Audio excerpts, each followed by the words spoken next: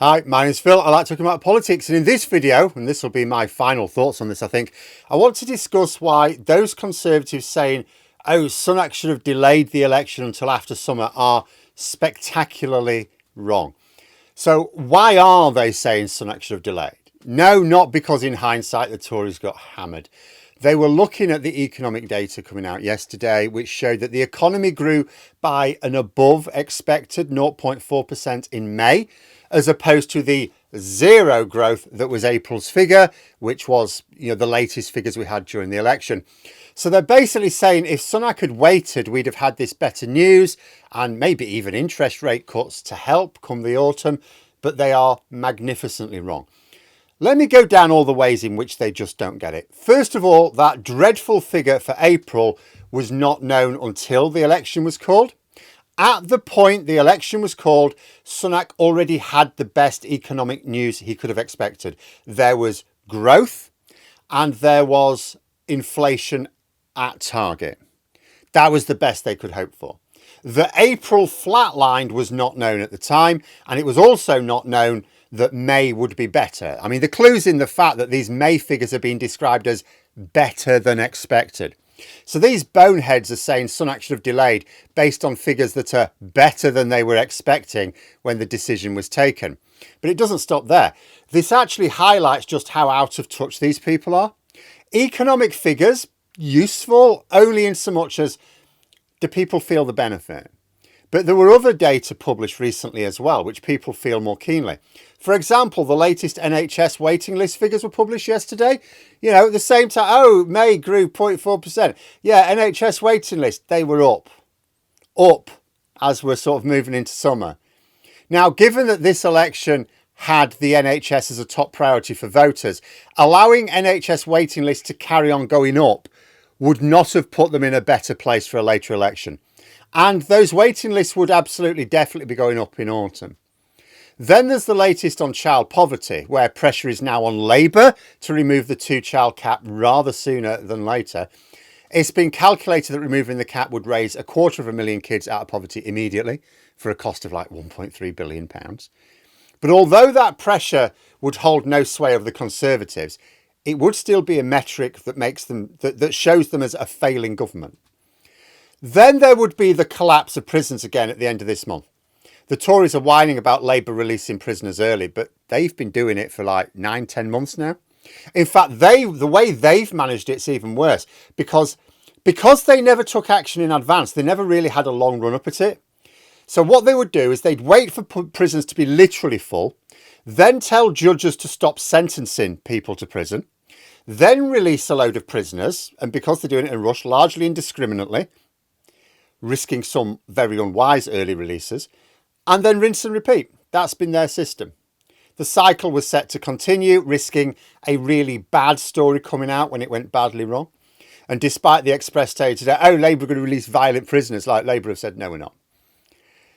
But because they're doing it in advance, they can more carefully select which ones should be up for earlier release.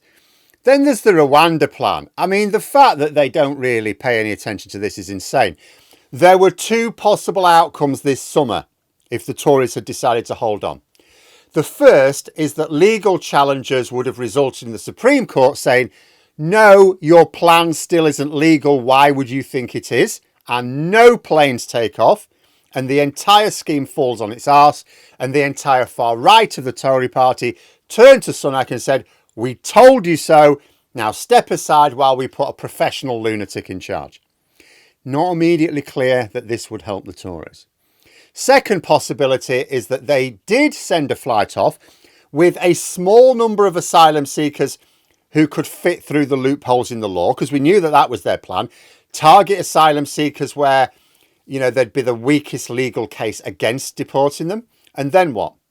The boat crossings would still continue. And so the scheme still falls flat on its arse.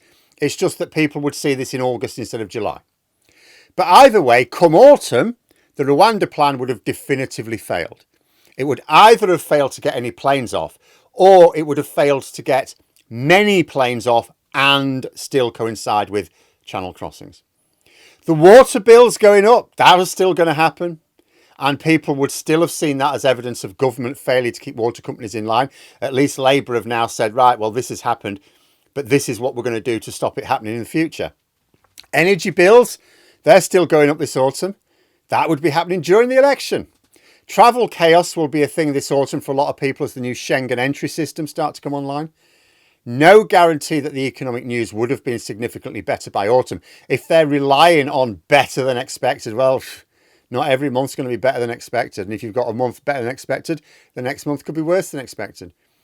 You know, because by better as well, when you talk about economic news, people need to feel it.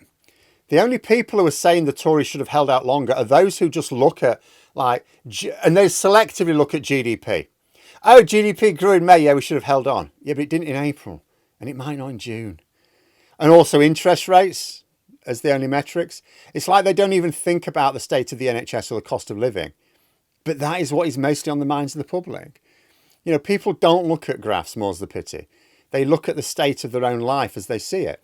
You know, add on to that the fact that Sunak would still have been just as useless, his cabinet just as panicked about their own seats, so not taking part in the national campaign. I mean, compare the way cabinet members like James Cleverly, like Jeremy Hunt, you know, many others as well, retreated to their own vulnerable seats, abandoning their party nationally. You know, and you compare that with Jonathan Ashworth from Labour, who was vulnerable. He lost his seat, but he still took full part in the national campaign. Didn't do him any good. He put the interests of others above himself. Sunak would still have left D-Day early.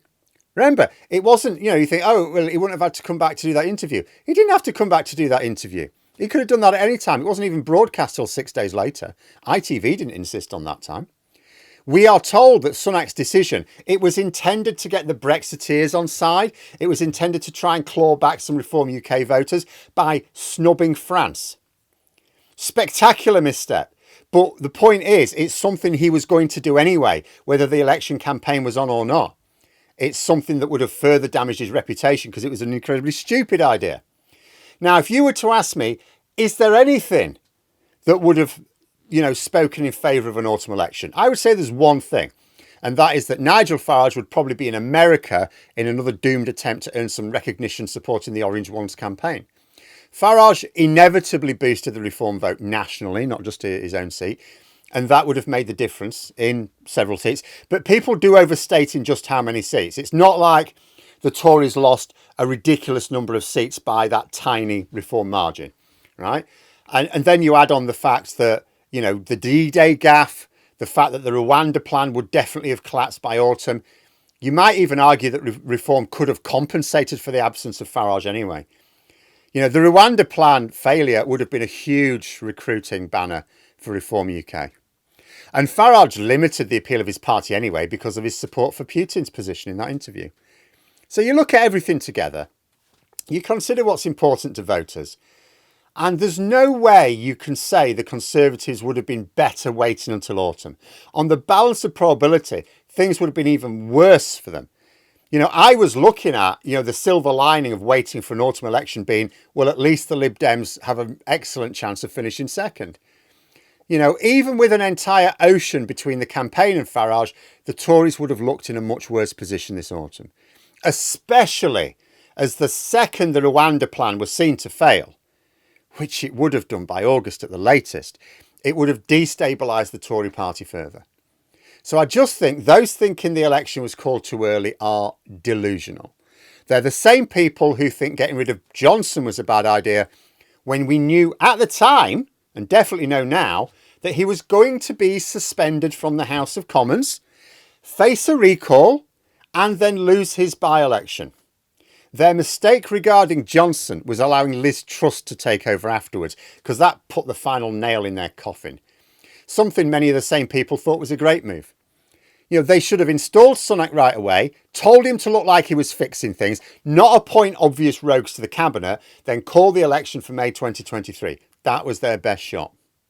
However, that out of the way, if the Conservative Party would like to carry on listening to the views of those who forget about the political cost of failing public services, a higher cost of living, almost weekly scandals from the party government, because those wouldn't have stopped, and think the Rwanda Plan might have worked, then they can be my guest.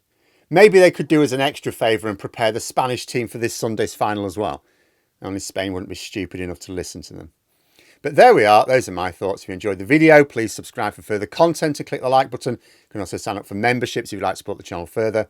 Thanks for watching. Until next time, I'll see you later.